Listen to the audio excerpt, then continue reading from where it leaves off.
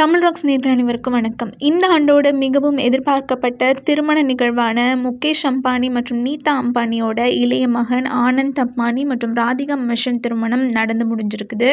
இந்த திருமணத்தில் பாலிவுட் திரையுலகைச் சேர்ந்த ஏராளமான பிரபலங்கள் கலந்துக்கிட்டாங்க.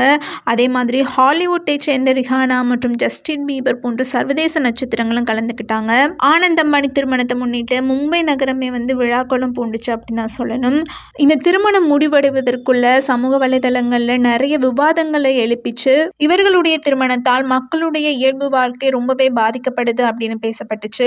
அதற்கு காரணம் என்னன்னா, திருமணம் நடைபெற்ற ஜூலை 12ஆம் தேதி முதல் 15ஆம் தேதி வரை போக்குவரத்து நெரிசல் அதிகமாக இருந்ததா கூறப்படுது. இது குறித்து போக்குவரத்து துறை காவலர்கள் தரப்புல என்ன சொல்லப்பட்டுச்சுன்னா, போக்குவரத்து நெரிசலை குறைக்கும் முயற்சிகள் நிறையவே எடுக்கப்பட்டுச்சு அப்படின்னு சொல்லப்பட்டுச்சு.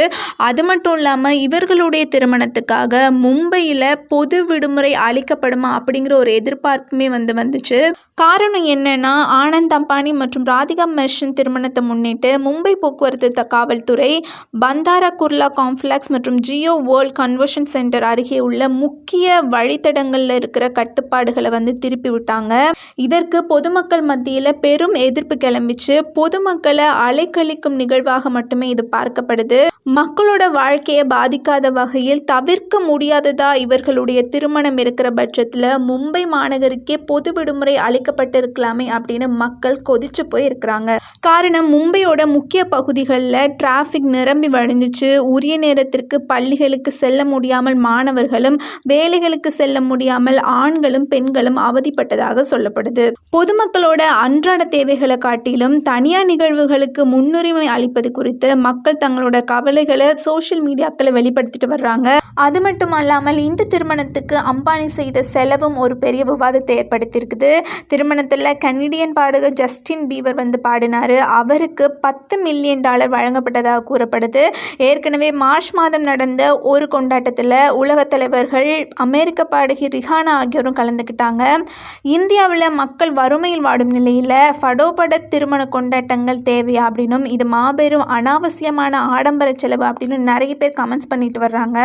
அதில் சில பேர் என்ன சொல்கிறாங்கன்னா, இந்த பணக்காரர்கள் ஒரு திருமணத்துக்கு செலவு செய்யும் தொகை மில்லியன் கணக்கான இந்தியர்களின் பசியை போக்கலாம் அப்படின்னு சொல்லியிருக்கிறாங்க.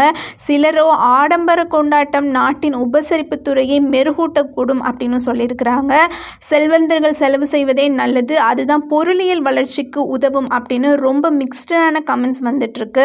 ஆனால் மோஸ்ட் ஆஃப் த கமெண்ட்ஸ் எப்படி வருதுன்னா, இவ்வளவு பெரிய தொகையை அனாவசியமாக செலவழிப்பதை விட இல்லாதோருக்கு வழங்கி வாழலாமே அப்படின்னு சொல்லப்படுது. இப்படியாக ஆனந்த் அம்பானியோட இந்த திருமணம் மக்களை பாதிக்கும் வகையில் இருந்ததாக ஒரு தரப்பினரும், அது மட்டுமில்லாமல் உலக அளவில் உள்ள பிரபலங்கள் அனைவரும் ஒரே இடத்தில் கூடின ஒரு திருமணமாகவும் அப்படின்னு நிறைய மிக்ஸ்டான கமெண்ட்ஸ் இந்த திருமணத்தை பற்றி வெளிவந்துட்டே இருக்குது. ஆனந்த் அம்பானி மற்றும் ராதிகா மெர்ச்சன்ட் இவர்களுடைய திருமணம் பற்றி உங்களுடைய கருத்து என்ன அப்படிங்கிறத மறக்காமல் கமெண்ட் பண்ணுங்கள்.